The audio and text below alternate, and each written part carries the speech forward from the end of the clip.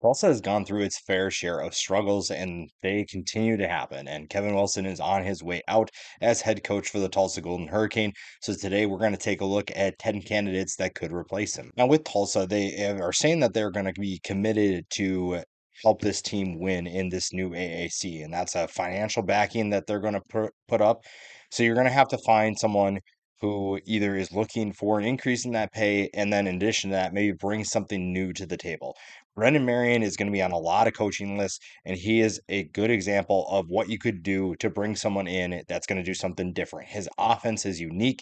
It's still that spread offense, but there's a lot of different principles that he brings in that helps them stand out. UNLV has been one of the best offenses in college football because of him, and he is going to get a lot of offers for head coaching opportunities, offensive coordinator opportunities. It's just a matter of what he wants to do. He's very familiar with this area. He's a very good recruiter when he was at Texas as wide receivers coach. He's still a very good recruiter, someone who knows how to bring talent in. And Tulsa has in the past has had plenty of talent to be able to win football games. They just haven't been able to put things together. So you bring that recruiting mind of Brandon Marion to this team, and you also give them a unique offense to run, then maybe that's the formula you need to win. Current interim head coach Ryan Switzer could be another name that they lean on. Now he is going to have to step up in a big way and show what he can do in terms of being a head coach and in terms of getting the right guys, building a staff. So maybe he's not the right guy for the job, but they are going to probably at least consider him with what he's done. When you look at what Tulsa has had, especially this past year, Camden Benjamin has been one of the more exciting players in the AAC, and that's saying something because again, Tulsa has not looked very good, but they've had some bright spots. Wide receiver has been one of them, and Ryan Switzer is showing that he's a very good coach at that position. Maybe they give him an opportunity to be the head coach at Tulsa. Maybe they don't, but at least you give him a chance to showcase what he can do. Now, another guy who's familiar with the area from his time playing as a Oklahoma State Cowboy is Zach Robinson. He's currently offensive coordinator with the Atlanta Falcons. So the hardest part for Tulsa is how are you going to attract certain guys? Because giving up a job as a coordinator in the NFL for a head coaching job in a struggling team for the AAC, you're going to look at plenty of obstacles. And Robinson maybe decides that he's going to stick with what he's doing in Atlanta. I mean, he's coaching Bijan Robinson, Kirk Cousins. You have plenty of talented players in Atlanta, so maybe he's not going to consider that. But there's a familiar face from the area that could be looking for a head coaching job, and he might have to go back to college to do that. We'll see. But it's a name that at least Tulsa, if you're gonna make a statement, if you're truly gonna be all in on this, you have to maybe make some offers that are a little bit out there. And Zach Robinson is a little bit of a stretch probably to get someone to come to their program from where he's at, but you have to at least show that you're trying to make improvements. Sean Lewis is next on my list simply because I think that if Tulsa is truly ready to make a financial backing of their next head coach, they can offer more to Sean Lewis than what he's currently making at San Diego State. Lewis is a very good offensive mind who can, again, he is someone I would trust to turn this team around. And he has experience recruiting for teams that maybe aren't the most attractive to recruits and finding those gems. When you look at what he did at Kent State, that is going to be his biggest selling point for any program that maybe hasn't been the best at competing at a high level over the past few years. And Sean Lewis is someone who not only can coach offense, but he knows how to find the right talent to compete. He also knows how to win football games. When you look at what he's done in his career before San Diego State, he has proven that he knows how to recruit. He has proven that he knows how to coach offense. And Tulsa is looking for exactly that to be at the top of the AAC. Another guy you could consider is Tim Albin. And Tim Albin deserves a lot of love for what he is doing at Ohio. This is a program that pretty much was decimated after last year, and all he's done is bring them to the top of the MAC. This is a program that is kind of been towards the bottom for a while, and lately they have risen up and exceeded expectations. Albin this year has done a phenomenal job of getting his team to compete at a high level without their best players.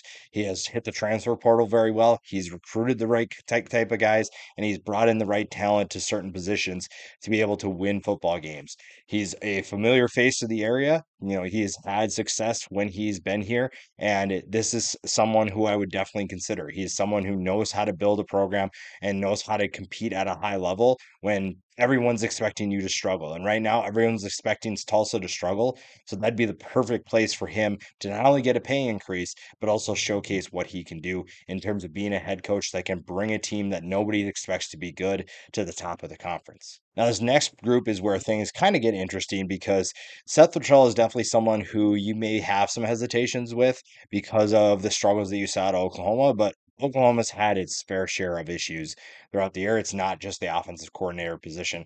Luttrell, I think, was kind of in a tough spot to begin with, so you kind of can give him some grace for his firing from the Sooners. I think that his firing also from North Texas was, I don't want to say unwarranted. I don't know. I don't really like how that played out. They made it to the conference championship game. He was fired, and that really just didn't sit well with me. I think that he is a guy who definitely knows how to build a program. He definitely knows how to coach an offense. I know the firings may make you think otherwise, but he is someone I would definitely consider if I'm Tulsa.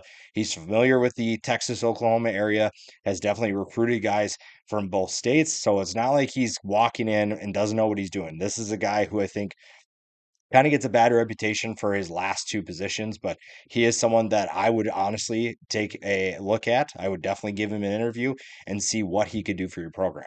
Major Applewhite, I think, has found his perfect spot. I think he is a G5 head coach. I don't think that a Power 4 head coaching opportunity is in his future, at least not in the near future. I think that maybe if he figures out how to do this consistently at the group of five, then you're looking at a potential down the road. But he has done a really good job at South Alabama. They are bowl eligible now after we thought they would be maybe taking a step back.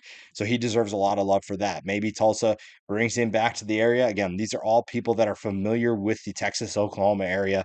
Major Applewhite has done a lot of recruiting in this area, and I think that he would be a good candidate that Tulsa should consider. GJ Kinney's probably a stretch because he just signed an extension with Texas State. He's making $2 million a year, but again, if Tulsa is being serious about their backing of this next head coach, then I think that GJ Kinney is definitely someone they at least call.